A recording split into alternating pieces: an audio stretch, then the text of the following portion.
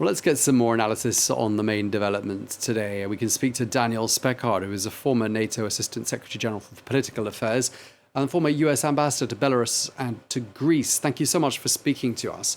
The president, you're the president of the global aid organization Corus International.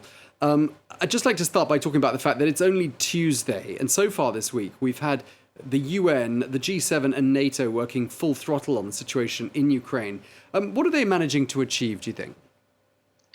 Well, I think the most important thing is that they are showing Moscow and the world that they remain undeterred in their support for Ukraine.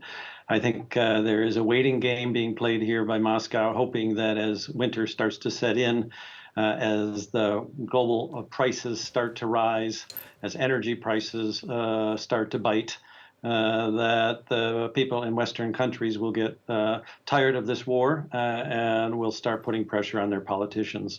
So I think what you see with the G7 saying a real loud, clear message saying that there's something bigger at stake here. And yes, there are economic considerations happening in our countries, but they're not going to deter us from this very important defense of Ukraine's sovereignty and territorial integrity. I mean, are you seeing any cracks emerging, or would you say that on the whole, Western allies are entirely aligned? Well, as somebody who spent 40 years in international affairs, I have to say I'm amazed at the strength of the Western support here in the context of how closely aligned they are. In general, in the past, the differences amongst countries, the different political climates in individual countries, the different aspects towards war and peace, security and defense, allow for significant rifts to show up fairly early in the process, right? And we're well into this process, and Putin's actions seem to only be strengthening the cohesion in Western nations around this.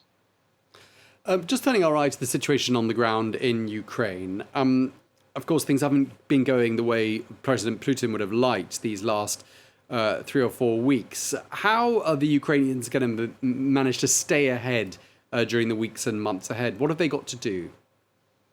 Well, I think the challenge here is how, in a country like this that's being attacked, the infrastructure is being attacked, what you see is individuals trying to start creating resilience in their systems. And what that means is instead of relying on central systems, you start to worry more about creating shelters, underground places for people to go, and then figuring out how you're going to heat yourself through the winter, how you're going to provide enough food and food security through the difficult times, how you're not going to have to rely on the grocery stores or others to provide for you. Ukrainians are very resilient people, right? And they're starting to figure out how to dig in. This is going to be a really, really tough winter for them, but they have so much at stake here, and they've invested so much now. I'm actually fairly confident that they aren't going to crack, and they're going to find ways to survive. The Western assistance is absolutely essential here. Our organization and others are working hard to make sure we meet the humanitarian needs. And you're going to see, I think, countries stepping up as the winter sets in to try to address that. As you've been speaking, we've been hearing from the US State Department. They've put out a communique saying that if Russia is serious about diplomacy, a good first step will be to stop the brutal assault in Ukraine. Do you see either of those things happening, a stop to the assault and therefore some dialogue, the beginnings of some dialogue?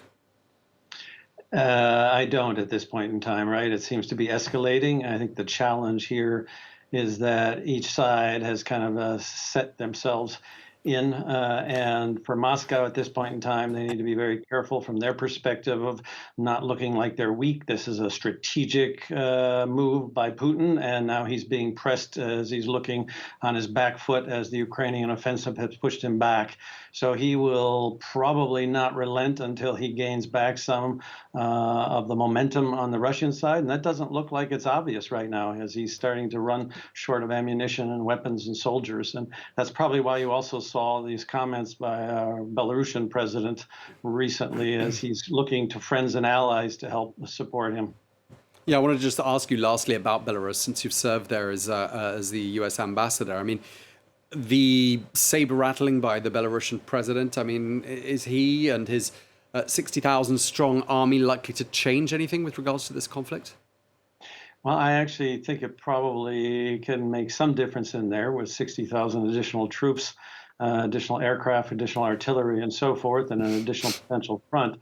I think it's mostly saber rattling at this point in time. I can tell you, President Lukashenko, I'm sure, has no interest in getting pulled into this war, and is going to be doing everything he can to look strong and look supportive of the Russian president, but at the same time will be holding back as much as he can. There's nothing for him to gain in this.